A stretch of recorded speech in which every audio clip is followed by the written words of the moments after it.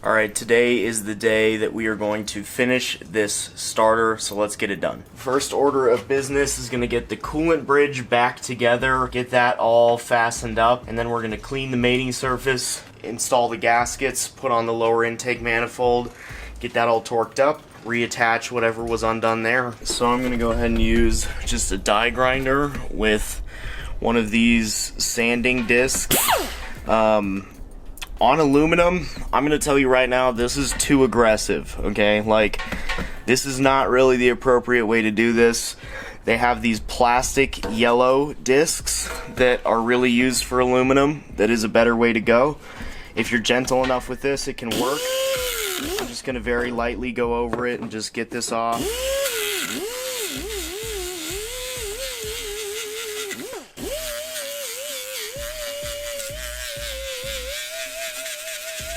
Alright, so just like that, it's nice and clean. Again, you know, it's really on the aggressive side, so don't go crazy with it.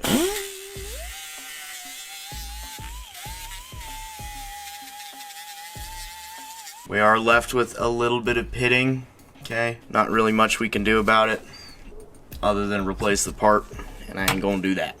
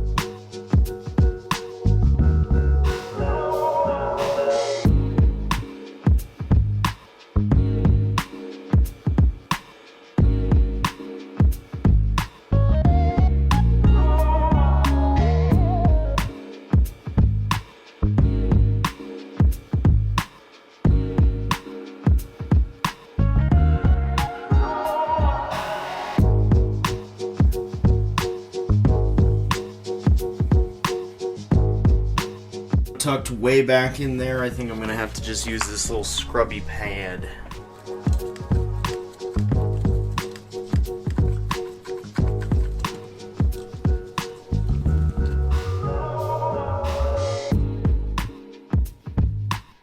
Alright, so the mating surface is cleaned a little bit. I know it doesn't look great, but along that dark line, if you run like a nail across it, it doesn't catch my nail at all, so it's actually really smooth. It's just a little unsightly, but should seal up just fine. Okay, so we'll just make sure there's nothing stuffed down in those pockets. Remember, we did put paper towels in all of these ports. Do not leave them. Alright, so we have this triple layered steel with an O-ring inside gasket. They're both the same. So let's go ahead and put these in. I don't think the direction matters, which way it faces up. Just check that out. Make sure it looks like a good fit. There's the gaskets laying in place there, right next to our new starter. We wrestle the coolant bridge back in.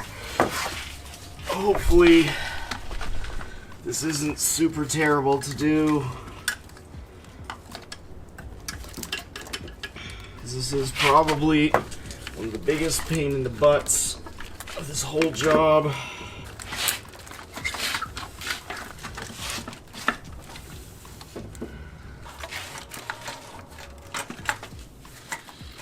Alright, it is official. This coolant bridge, I think, is the hardest part of this job. Super pain in the ass to get it in place. Not only that, but tightening it down is going to be a bitch as well. Quite tricky. Didn't enjoy it. 6-inch extension wobbler. From here, I should be able to just get my little ratchet on there and tighten it up. Okay, so that's how this one's accessible.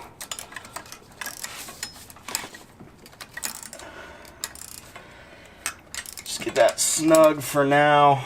So this rear water bolt, the nut in the back is the hardest one to reach by far, but by twisting this plastic wiring bridge thing sideways, you can actually get pretty good access. You want to get yourself to a point where all of this wiring is somewhat at least possible to move. Yep, and then you're able to get on top of it.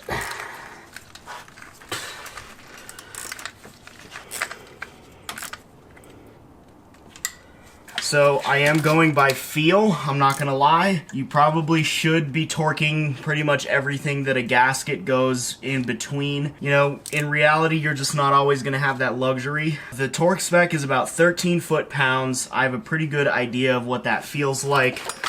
And we're there, all right? So you don't have to crank the piss out of it. These are small studs. You are going to want to die if you break one of those studs. So take it easy. Mind the leverage of your ratchet, right? If you have a longer ratchet, just keep that in mind. It's very easy to twist a stud or bolt in half when you have a lot of leverage.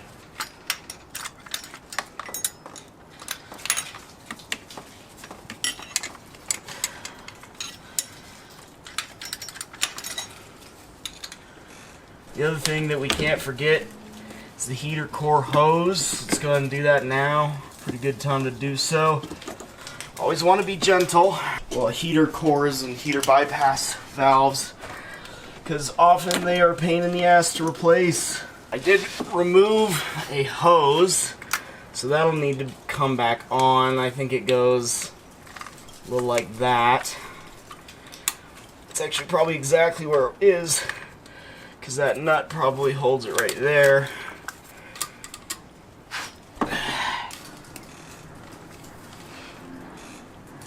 Alright, there's a section of wire here that is not looking so hot.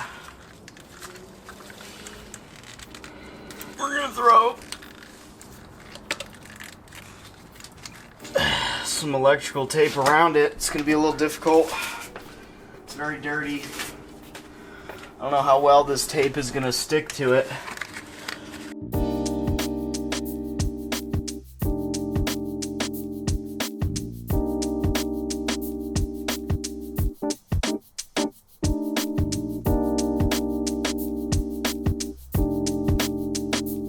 Let's sign our work, huh? CJB. We'll put a year on it, right? What month is it? 02/2023. Let's go. So we're gonna go in here and just clean out all of these crevices and get it ready for the intake manifold.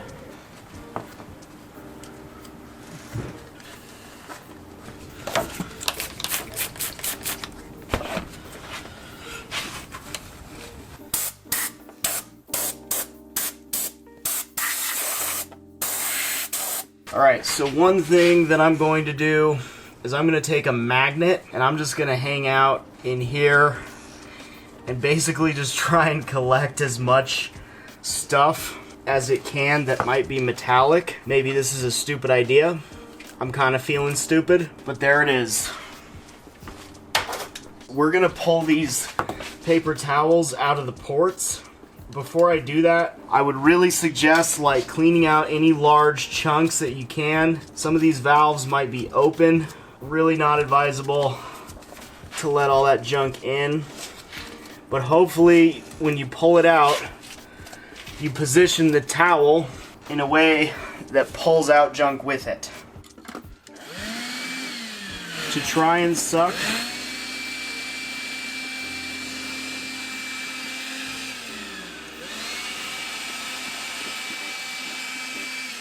a little bit of it out.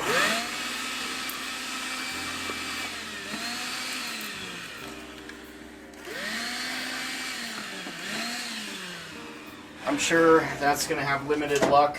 I think we're good to start pulling out some of these paper towels. So again, doing it in a way that kind of drags some of the dirt out.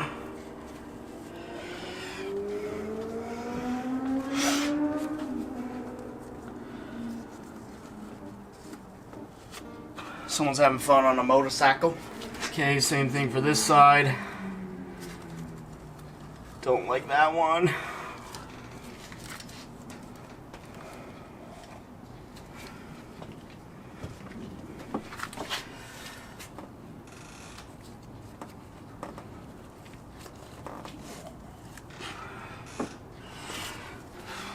We can see inside this port we got a little coolant. I'm glad to see that it's sealed, but we're gonna have to deal with that, and we're gonna be a little smoky on startup.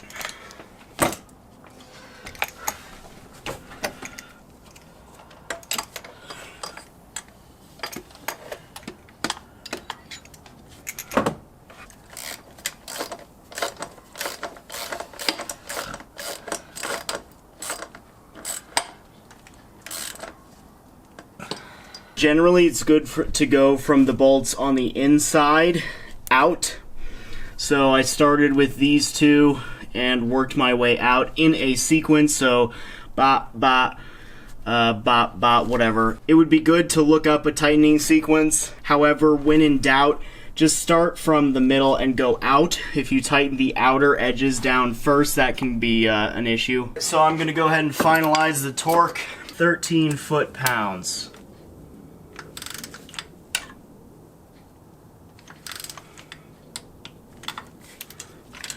Okay, click.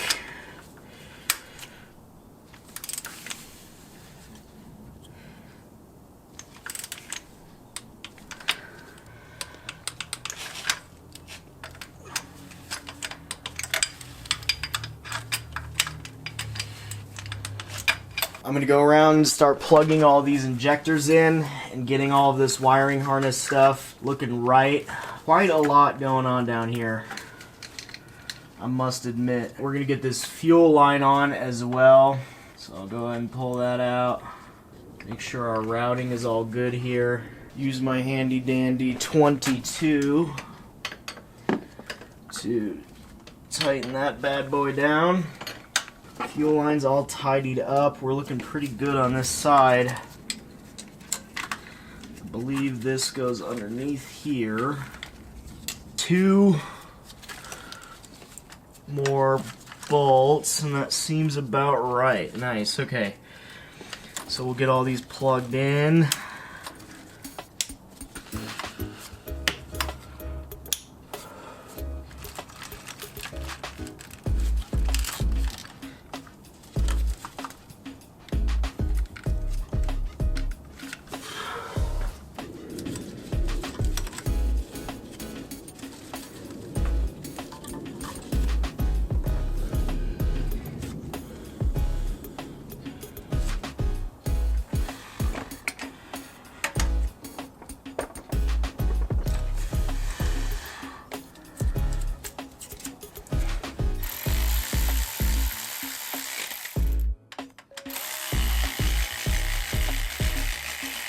So as I'm working through here, I'm just looking at it from different angles.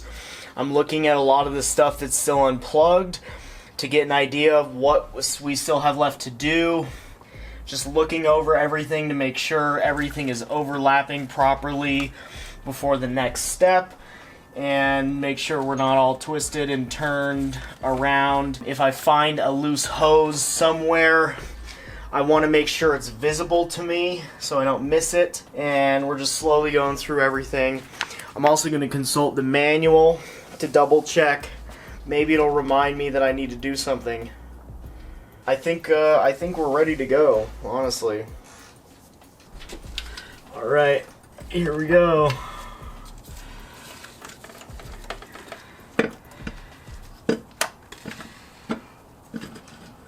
As that's dropping on, we can start checking stuff out here.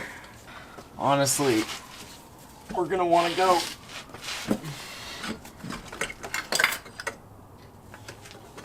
So the EGT sensor, which is a sensor over here that's kind of underneath it, one that we want to get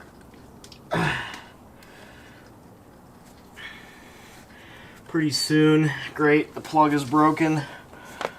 And then I also want to make sure we get this hose kind of started here.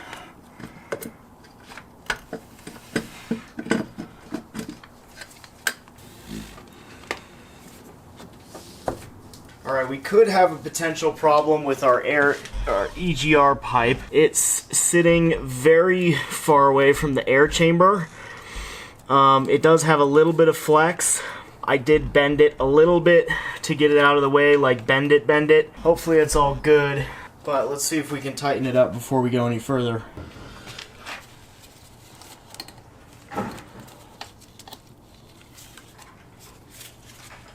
Still working on it out here? Yep.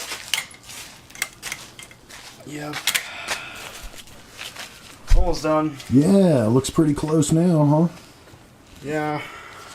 I mean, it was all torn down this morning, so it's going by pretty quickly. It's just a lot of stuff to plug in. The early 90s Toyota, well, 90s and early 2000s Toyotas just had a ton of vacuum lines and wires. Man. You can't miss one of them either. Yeah, it's not good. Yeah, pretty close, so hopefully everything went well. Nice. But it should be pretty good. Yeah, you've been on it, man. Putting the hours in. And you're plugging it into a YouTube site? Yeah. Yep. I have a little YouTube channel. I have a couple actually, but yeah. The car one's pretty good. I mean, a lot of people are pretty interested in like this car actually. Yeah. It's kind of surprising. But yeah, I mean, there's all kinds of people. All of the nuts and bolts are in place. Hopefully, you remember where they all went. Starting from the center.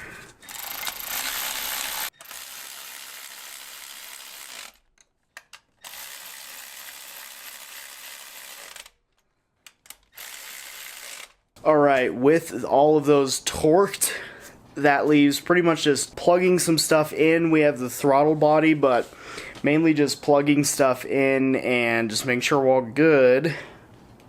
Still quite a lot of work to do, but should be wrapping it up pretty quickly. I forgot this bracket that holds the cable. So that actually goes underneath one of the intake, the air chamber bolts. So pull that off real quick and we'll have to retorque it. Shouldn't be a big deal. I'm glad I found where that goes though. I just got very lucky. I realized I didn't have a throttle body gasket. I just had to run around to some parts stores. Luckily, they had them in person. This has got to be a relatively common part. And shout out to AutoZone. We just went to a very sketchy neighborhood and managed to get one. So, love it. So let's continue our throttle body action. Now there's a couple pain in the butt things that we have to keep in mind here. We have these two, which is a air hose and a coolant line that need to go on to the throttle body. Now note, the throttle body is going to go this way, and they need to go on these hoses this way. So that's a pain in the ass. Hopefully it'll be easier putting on. Most throttle body gaskets are very easy to put on, just because usually there's a stud and some nuts. This hose is going to be the particular issue because not only do we have to get it on, but we actually have to tighten the hose, and the clamp is hard to reach when the throttle body's installed. But we're going to give it a shot here. Okay, I think I got it started. The one thing that I want to do as well is just kind of position these hose clamps so they're at least accessible, which makes our job a lot more possible. Actually seems like it's on there pretty good. So this probably is one of the best ways to do this, is accessing it like this. And now we just have to position it as such. Okay, so we have our two plugs here, but we're not worried about plugging it in yet. Okay, once again, we're using our magnet trick to go ahead and get our bolts inserted. We're gonna snug it up.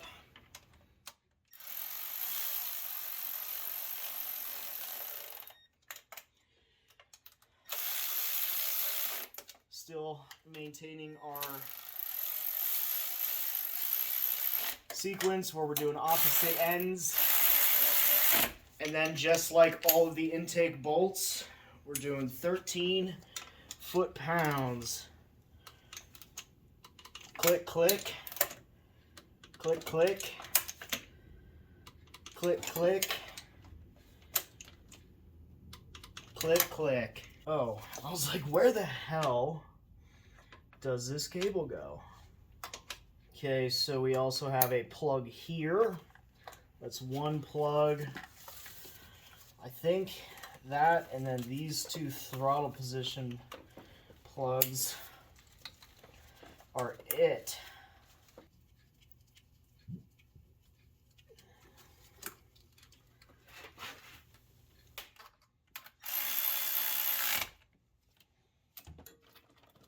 Aha. Okay, I remember. Somehow I have the location of the hole memorized. I don't know how I do that. Alright. Bet that's a 12. That cable's all good. Those should be good too. We'll get our little air intake on our air chamber. Luckily that spring is generous enough to be done by hand. Kind of funny. Damn, alright, we're really close here. So, I know one thing that's next. So, the tray that goes underneath all of this is next, which is why I have the coil pack unplugged, which we really need to not forget about to avoid scary start time.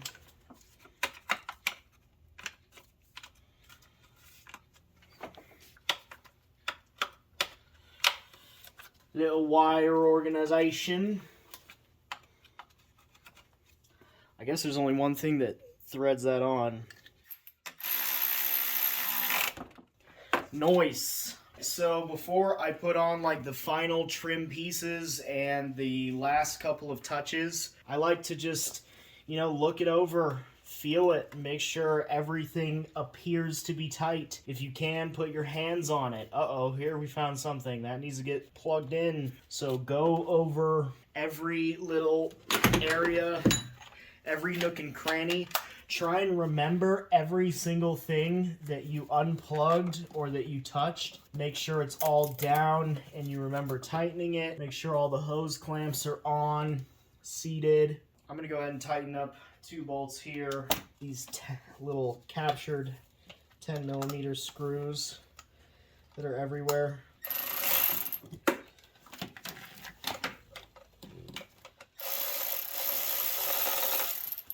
Uh-oh. So this air hose is supposed to go on the throttle body, I just realized. Hopefully we can actually get it on.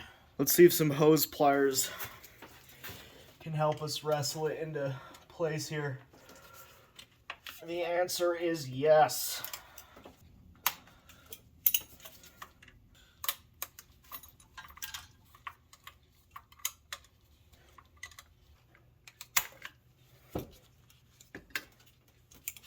This is one of the more intimidating parts. We're getting ready to put on, oh nice. We're gonna go ahead and put on our timing chain cover. It's not really intimidating, it's just, this is one of those things where it's like a finalized trim piece. With this, you wanna make sure these hoses are out here.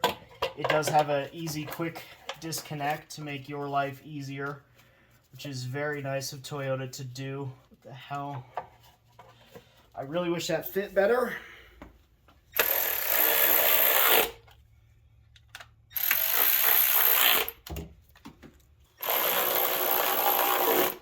Once again, do not forget our hose here. That would make a silly vacuum leak.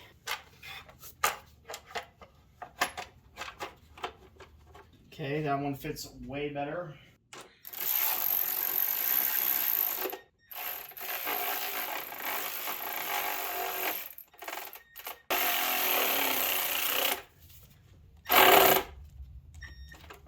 Oh, I thought we were cross-threaded, but it turns out my ratchet just died. Uh-oh. So it did tell me to remove the fuse box cover. Not that that's a particularly hard thing to do. I don't really see why it was necessary, if I'm being honest. Even though it is like easy, you can probably still avoid it and be fine. Maybe I was supposed to pull a fuel relay or something like that. I don't know. Maybe replace the starter relay is probably a good idea too. But we did not. I hate putting on this air intake. I really do think it's like one of the more pain in the ass things to do on this car.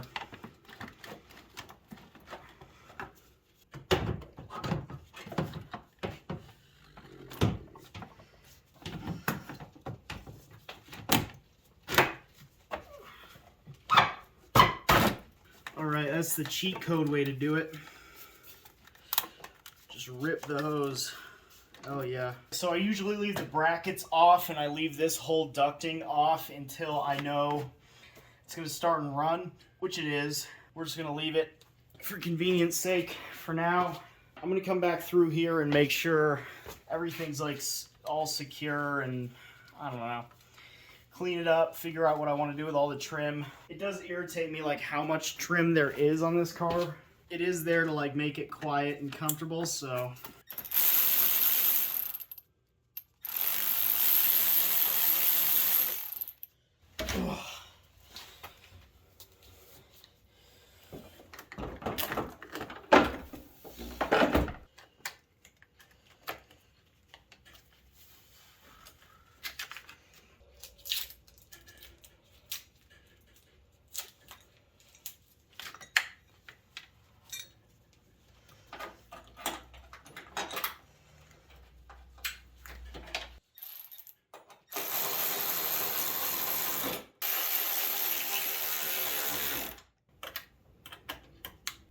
Alright, battery tight, secure. What's the one last thing that I need to do before we start this thing and get it running? Can you remember? What did we drain out of the car? Oh, you know what? This plug should be plugged in. Okay, besides that, coolant. So we're going to open up this bad boy right here, and we are going to go ahead and fill it as much as we possibly can.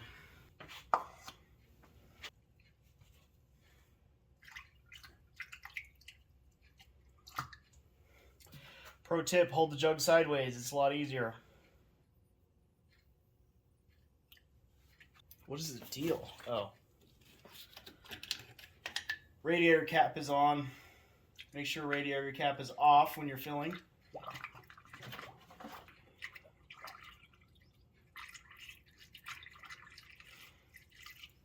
Alright, our coolant is no longer draining. In theory, that means it's full. I'm sure it's got some stuff to work out. We'll run the engine and have it cycle it through. So I'm just going to look across everything, make sure everything's tight, and make sure everything's clear. Make sure I didn't forget any tools anywhere, and then we're going to try and start it.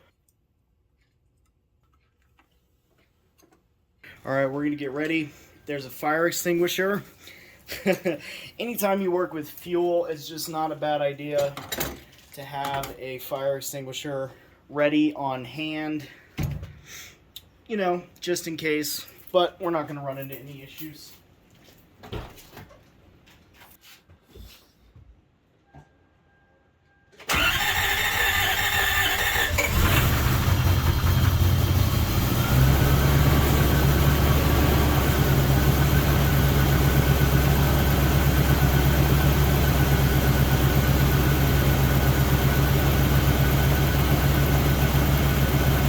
Alright, that's really good. So it started up and it's not running super rough. It took a minute because it doesn't have any fuel in it.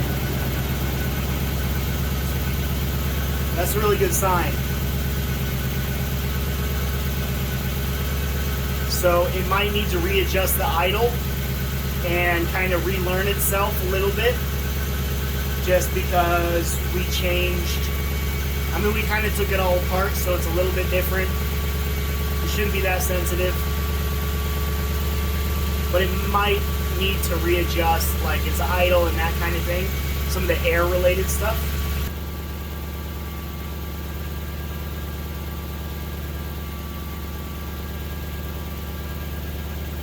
You can definitely see there's some smoke coming out.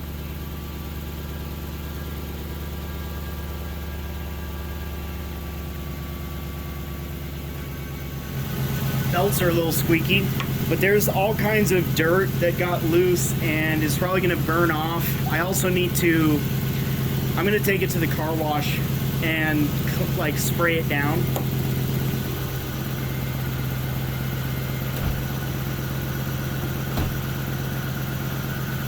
Very low on fuel.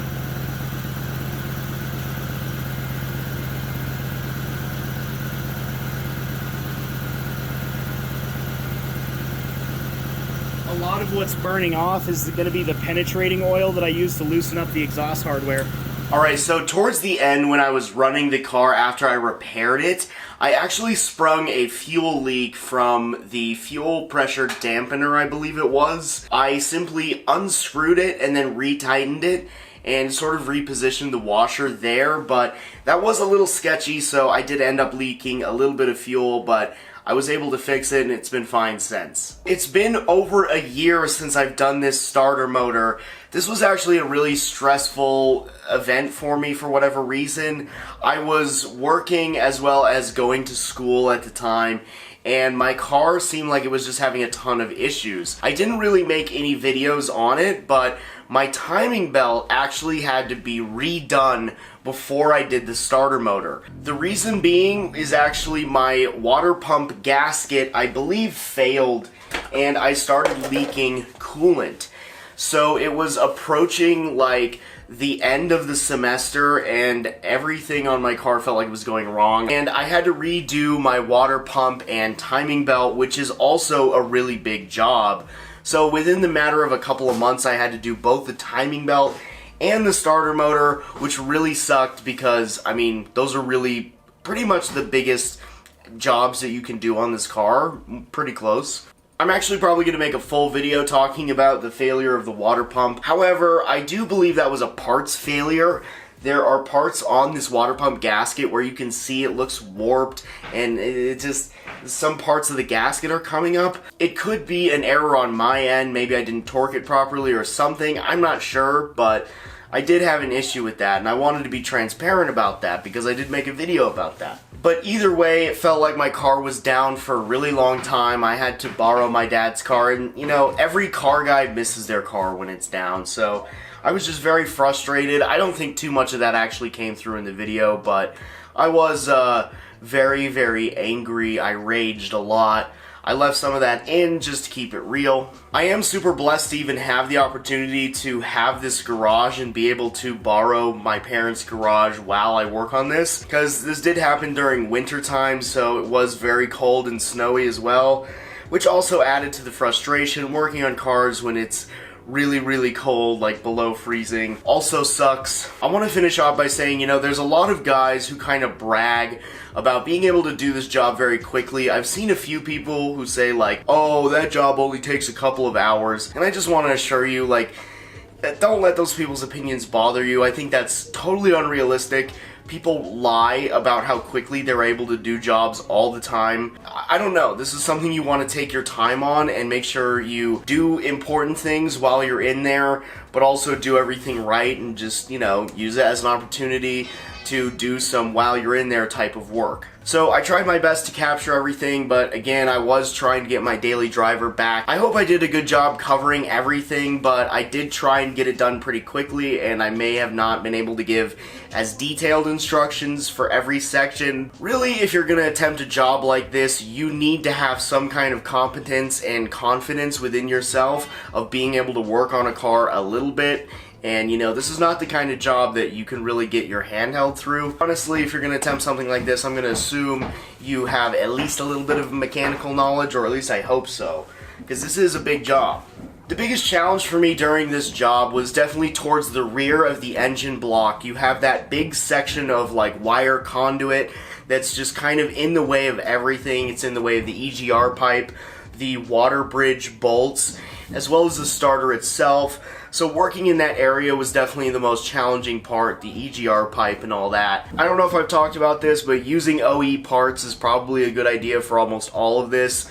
I can't imagine doing all that work and not using an OEM starter. I used OEM gaskets. I mean, I went with OEM pretty much for everything that I could. Now this is kind of funny, but I actually was in a weird place in my life while I was going to school, and I needed a part-time job that like wasn't very difficult, and I had automotive experience, so I actually started working at a Lexus dealership as a valet. Working at a Lexus dealership actually allowed me to get a lot of these parts at a discount. So if anything, I damn near got a job at Lexus just to get discounts on parts and to make a little money in the meantime. But I did have access to a pretty significant discount, but I would still have to recommend OE for a lot of this stuff. The other thing is, people say, you know, do the knock sensors, replace them with OE knock sensors. But the knock sensors are like $150 a piece, and it would be like an extra $300 to do that job and include the knock sensors, and I am genuinely pretty broke. So I decided to just be very careful around the knock sensors and not replace them. And so far, after a year, it's worked out. It's been fine. I don't have any check engine lights. I don't have any issues with that. Yeah, this is a super big job. It's pretty intimidating. If you want to try this, go for it. That's awesome. I think, you know, it's probably one of the biggest jobs you could possibly do on the LS. So the way I look at it is, once I've done that, I've kind of gotten over the hill of owning this car, and I've done, you know, probably the most annoying repair that I'll have to do on it. And so now the car should be good to go for a long time, and I don't have to worry about that. And that feels pretty good. The car's at about 300,000 miles now, and I expect it to go for a long, long, long time. Alright, thank you so much for watching. I hope this helps some people with their LS400 starter motor. It is a bear of a job, but you know what? Props to you if you want to attempt it. Thank you so much for watching. I hope I helped, and I'll see you later. Don't forget to like and subscribe, and yeah, enjoy driving your LS400 again. Thanks.